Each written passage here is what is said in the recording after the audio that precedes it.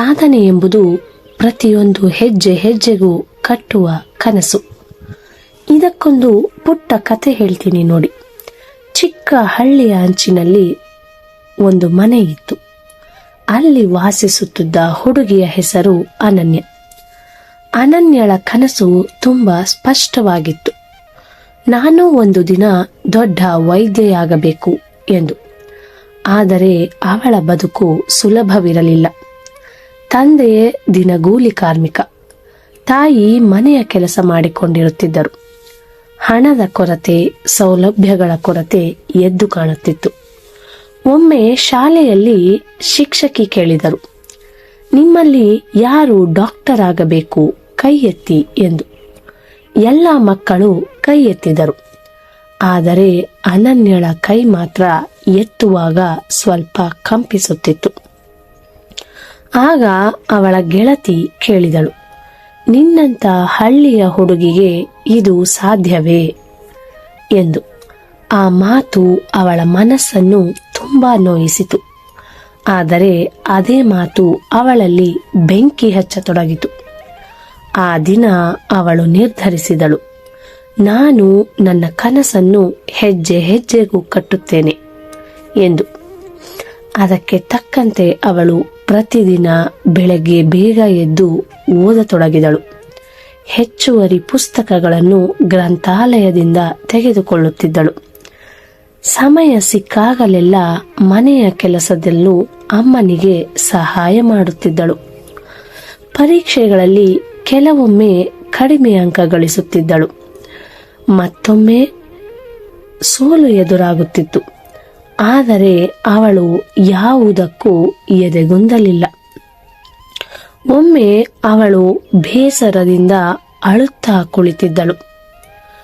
ಆಗ ಅವಳ ತಂದೆ ಹೇಳಿದ, ಮಗಳೇ, ದೊಡ್ಡ ದೊಡ್ಡ ಗಮ್ಯ ಸ್ಥಾನಕ್ಕೆ ಸಣ್ಣ ಸಣ್ಣ ಹೆಜ್ಜೆಗಳೇ ಸೇತುವೆಯಾಗುತ್ತದೆ. ನೀನು ಯಾವುದಕ್ಕೂ ಹೆದರಬೇಡ, ನಿನ್ನ ಜೊತೆ ನಾನಿದ್ದೇನೆ ಎಂದು ಅವಳಿಗೆ ಸಮಾಧಾನದ ಮಾತುಗಳನ್ನು ಹೇಳಿದ.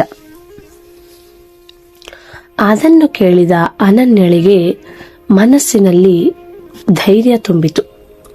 ಒಳಗೊಳಗೆ ಸಮಾಧಾನವೂ ಆಯಿತು. ಆ ಮಾತು ಅವಳಿಗೆ ಶಕ್ತಿ ನೀಡಿತು.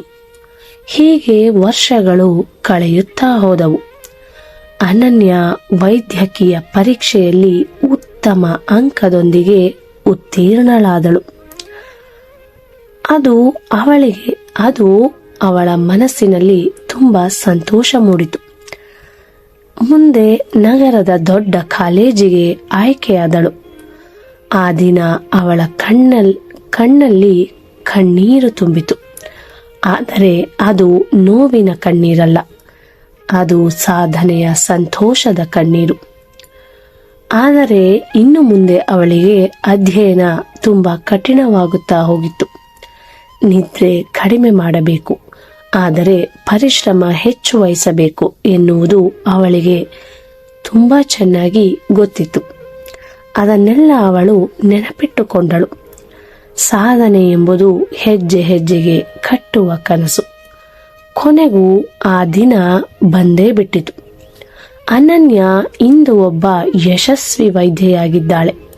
ಅವಳು ತನ್ನ ಹಳ್ಳಿಗೆ ಮರಳಿ ಬಂದು ಊರಿನವರೆಲ್ಲರಿಗೂ ಉಚಿತವಾಗಿ ಚಿಕಿತ್ಸೆಯನ್ನು ನೀಡುತ್ತಿದ್ದಾಳೆ. ಮಕ್ಕಳ ಮುಂದೆ ನಿಂತು ಹೀಗೆ ಹೇಳುತ್ತಾಳೆ ನೋಡಿ, ನನ್ನ ಕನಸು ದೊಡ್ಡದಾಗಿತ್ತು, ಆದರೆ ನನ್ನ ಹೆಜ್ಜೆಗಳು ಸಣ್ಣದಾಗಿದ್ದವು. ಆ ಸಣ್ಣ ಹೆಜ್ಜೆಗಳೇ ನನ್ನ ಬದುಕನ್ನು ಬದಲಿಸಿತು ಎಂದು ಮಕ್ಕಳು ಅವಳ ಮಾತುಗಳನ್ನು ಕೇಳಿ ಸಂತೋಷದಿಂದ ಚಪ್ಪಾಳೆ ಹೊಡೆದರು. ಇದನ್ನೆಲ್ಲ ನೋಡಿದ ಅನನ್ಯಳ ತಂದೆ ತಾಯಿಗೆ ತುಂಬಾ ಸಂತೋಷವಾಯಿತು. ಅವರ ಕಣ್ಣಲ್ಲೂ ಹೊಸ ಹೊಸ ಕನಸುಗಳು ಮೂಡತೊಡಗಿದವು. ಆಗ ಅನನ್ಯ ನಗುತ್ತಾ ಹೇಳುತ್ತಾಳೆ, ಸಾಧನೆ ಎಂಬುದು ಹೆಜ್ಜೆ ಹೆಜ್ಜೆಗೂ ಕಟ್ಟುವ ಕನಸಾಗಿರಬೇಕು. ನಾವು ಅದಕ್ಕೆ ಸತತವಾಗಿ ಪ್ರಯತ್ನ ಮಾಡುತ್ತಿರಬೇಕು ಎಂದು. ಧನ್ಯವಾದಗಳು.